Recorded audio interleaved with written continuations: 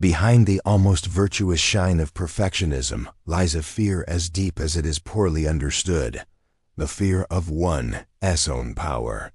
Many believe that being a perfectionist is a sign of discipline, commitment to excellence, or even a high moral standard. The Swiss psychiatrist saw it as a sophisticated form of self-sabotage. The human psyche, Jung proposed, builds masks personas to conceal parts of the self it fears exposing. And in many cases, perfectionism is precisely that, a mask. And when it's left unexplored, we create convincing excuses to avoid stepping into the world. It is a deep dive into Jung's thought, the terrain of the shadow, and the unconscious mechanisms that keep millions seemingly active while they remain internally stagnant. Above all, it's an invitation to challenge a dangerous myth, that perfection is the path to freedom, when it may actually be the most exquisite prison. Nor is it an elevated virtue that separates the best from the mediocre. Perfectionism lies right at that threshold, between the ego that craves approval and the unconscious self that fears exposure. The obsession with doing everything impeccably becomes a way to avoid real risk. Think of someone dreaming of starting their own company. They say they're not ready, they need more study, more savings, more strategy. Jung warned that when psychic energy has no outlet, it turns into anxiety, self-doubt, even existential crisis. The more perfectionist someone becomes, the more anxious and creatively stifled they often feel. The story sounds responsible, but beneath it may lie a deep fear of being seen, of bearing the weight of expectation, of no longer being invisible.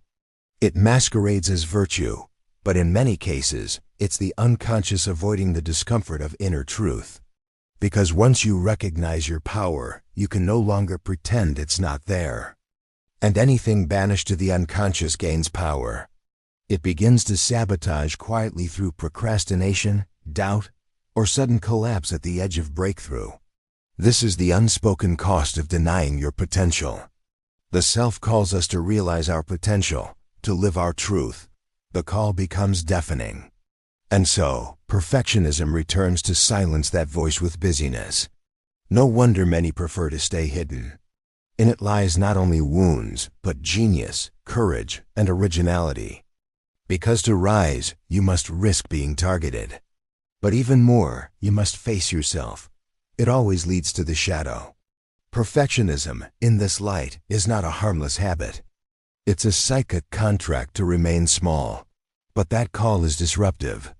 It asks us to shed shallow identities and face the unknown within and around us. It is no surprise that many retreat to safety living beneath their potential in exchange for comfort and invisibility. And with that comes exposure, risk, failure, but also growth, impact, and meaning. While someone is endlessly refining, they are, paradoxically, playing it safe. Jung compels us to confront the paradox. Most people aren't just afraid of falling, they're afraid of flying. True power demands responsibility. It forces you to acknowledge everything you could have done. That's a painful revelation. It's a psychological shield, forged to protect the ego from confronting powerful inner content that it isn't yet ready to integrate. And among that content is often the very power we're meant to express.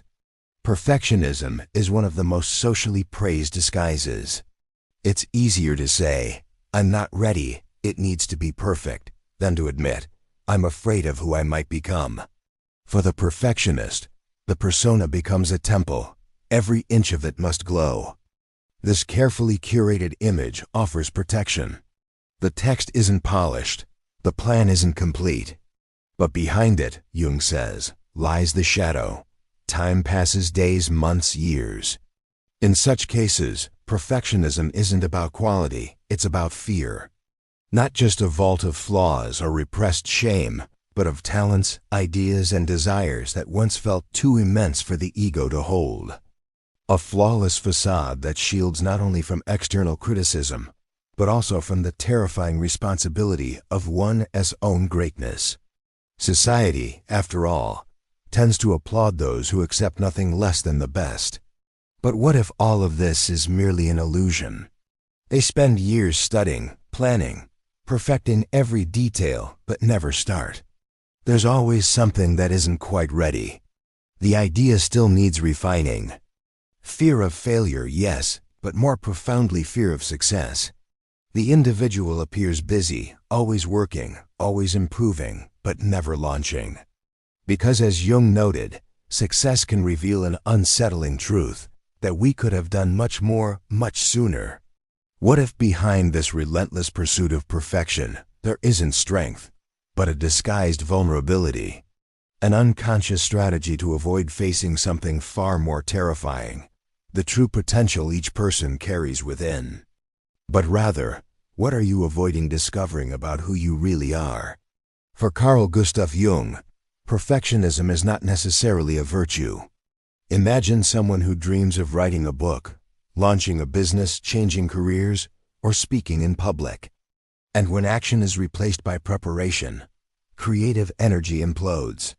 Perfectionism breeds a refined paralysis. And beneath that constant motion lies the most dangerous question of all: what am I truly capable of? For the answer is not only magnificent, it's overwhelming. Perfectionism feeds the persona, the social mask we create to gain acceptance. Recognizing one's own power means confronting lost time, missed chances, and the burden that comes with one's inner strength. Jung taught that the shadow, the unconscious repository of hidden drives, talents, and fears, often contains this unacknowledged greatness. This video explores a radical thesis that perfectionism is not a noble trait, but a well-crafted defense against expansion, evolution, and power. Because maybe the question isn't, why do you want to be perfect? From Jung's analytical gaze, perfectionism is not just a fuss over detail. Jung observed that we live suspended between what is conscious and what is unconscious. But it runs deeper. That's why many perfectionists aren't fleeing failure. They're fleeing success so overwhelming, it would demand a total reinvention. Perfectionism becomes the ultimate excuse. It shields from humiliation, but also from glory. Why? Because the soul longs for expression, and perfectionism chokes that expression. So what is this power that's so feared? Why would someone be terrified of their own potential? Jung spoke of the difference between what the ego wants and what the self, the deep, authentic center of the psyche demands. And society isn't always kind to greatness. It exalts success but punishes those who shine too brightly with envy, pressure, and resistance. Jung taught that the shadow governs what we repress, including our brilliance. Because once you glimpse what you could be, you can't unsee it. There are no more excuses. If you want to understand where your power is hidden, follow the trail of fear. To break this cycle, we must ask, what are the real consequences of living trapped in perfectionism? Despite seeming noble, the internal cost is profound. Jung warned that what is not lived becomes suffering. The perfectionist may look successful, but inside, they are exhausted, anxious, and deeply unfulfilled. One of the deadliest traps is almost ready, always one step from beginning, always refining. This robs life of movement. Jung called this psychic stagnation, energy spinning inward, choking vitality. Many perfectionists appear idle, but they are internally burning. Perfectionists often impose their impossible standards on others. Partners, friends, colleagues, no one can live up to the invisible ruler. Perfectionism is a polished mask hiding a lost soul. The key is individuation, the lifelong journey of becoming who you truly are by embracing all parts of the psyche, including the shadow. The desire to do well can be noble until it becomes a cage. Perfectionism must be freed from rigidity and turned into creative excellence. Your first draft, your first project, your first risk, it won't be perfect. Allow something unfinished into the world. We are transformed by action. Train your nervous system to tolerate exposure. It's not laziness to be imperfect, it's courage. If moved, it becomes life. So take the step, write the post, launch the idea, speak your truth, even if it trembles.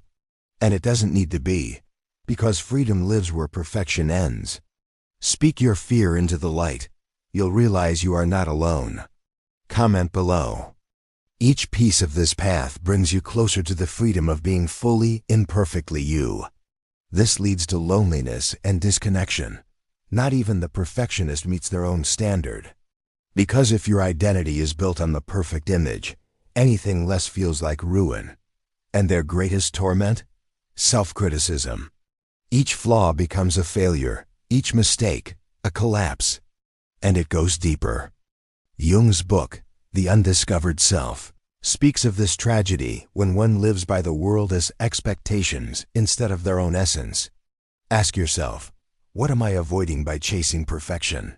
But Jung also offered a way out, not by rejecting perfectionism, but by integrating it. Individuation is not about destroying perfectionism, but about transforming it from tyrant to ally. Jung said transformation begins with honesty. Often, the answer is, my own voice, my own gift, my own truth. The path forward is not to wait for readiness, but to move through imperfection. Jung reminded us that psychic energy must flow. If blocked, it turns toxic. Start with small victories. Do something today that's 80% good. Because no one is transformed by plans. So here's the invitation. What have you postponed in the name of perfection? And if this resonated with you, there's more. Watch the next video.